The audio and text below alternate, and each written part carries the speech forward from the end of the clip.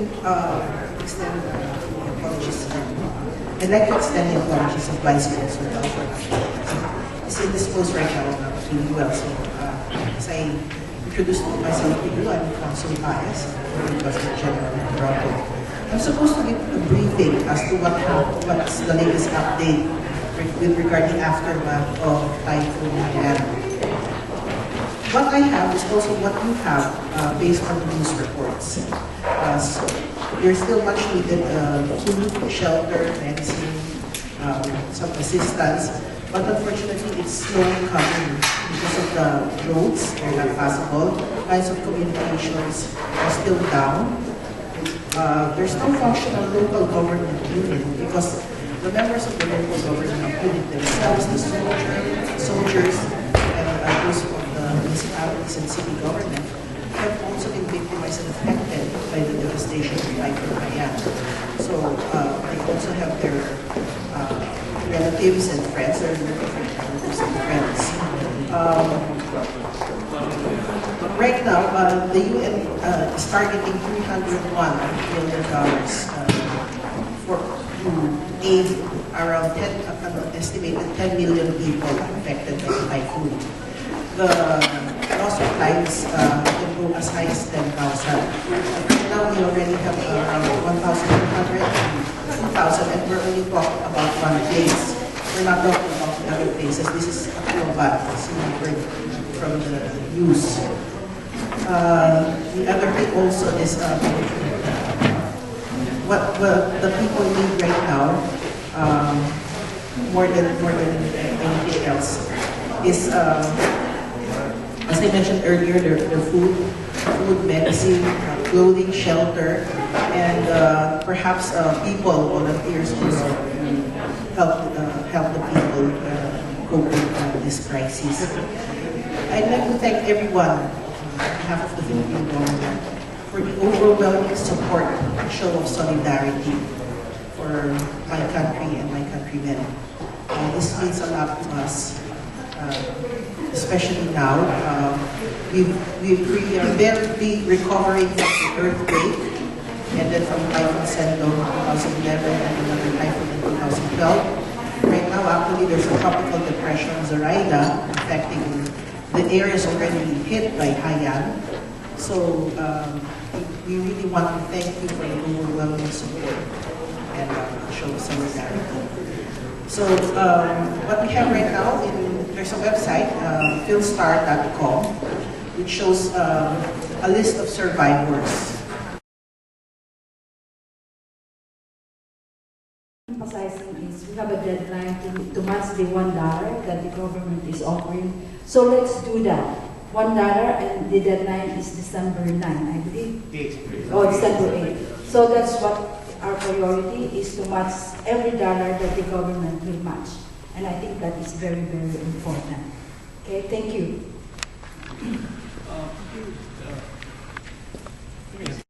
Our government. So this is what we're going to do. PIDC in cooperation with Philippine Consulate. Is that fine with you?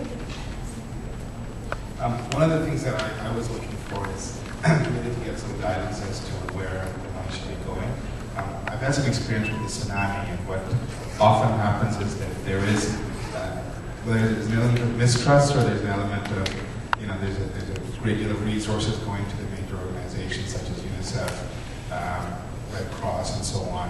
There may be some skepticism from local community members as to where the money is going, and a lot of it goes to administrative resources. So some guidance for us, for example, I've had a number of calls from community members, including the media, asking where they should be sending the money, because they don't necessarily want to give to the Red Cross because they think that they're getting enough money. So one of the things that would be important to hear from members of the community is specific organizations that have the capacity to deliver within a short period of time. Because I know the longer-term reconstruction is a much broader conversation, but immediate aid to the targeted areas where the capacity is there and where there's actual people on the ground who could deliver this would be important. So I would really be interested in hearing that.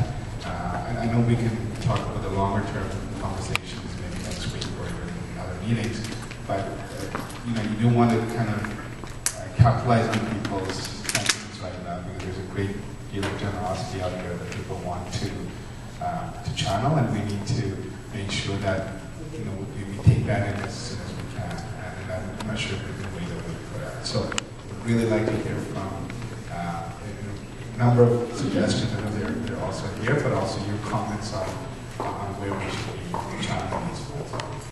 We are thankful that our neighbors in the South, in the Southeast Asian neighbors, are also concerned with our plight, just as we were concerned with the plight of the Japanese when there was the earthquake that occurred about 2 years ago.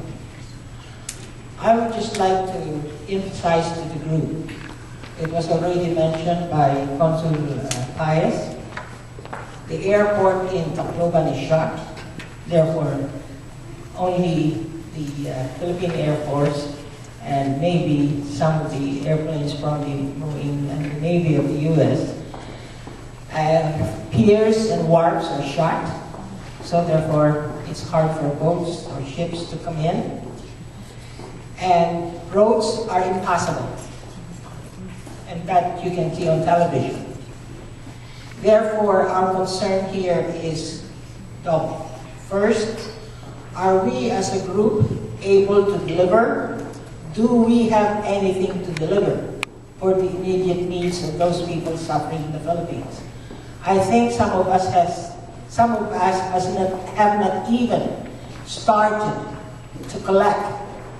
How can we deliver and help for the immediate needs of those people back home? The second concern is the stretch, the long term.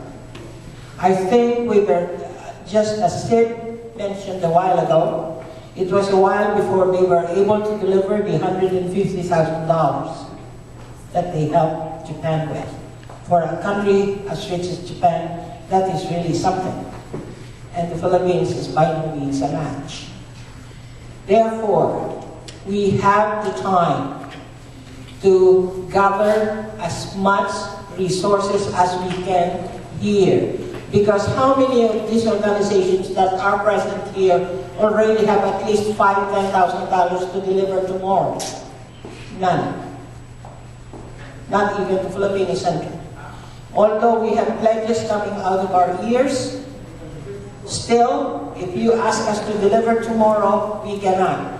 Therefore, I think what we should do is concentrate on the long-term help that we can get and use this time, maybe November up to December 8, to gather as much resources as we can in cash and in kind. And when we are able to deliver, whenever the airport is ready or the ships are ready and the community there is, they always need it. But we cannot deliver right now because we have no means. Only the Philippine Navy and Philippine Air Force and the U.S. can deliver anything, not us.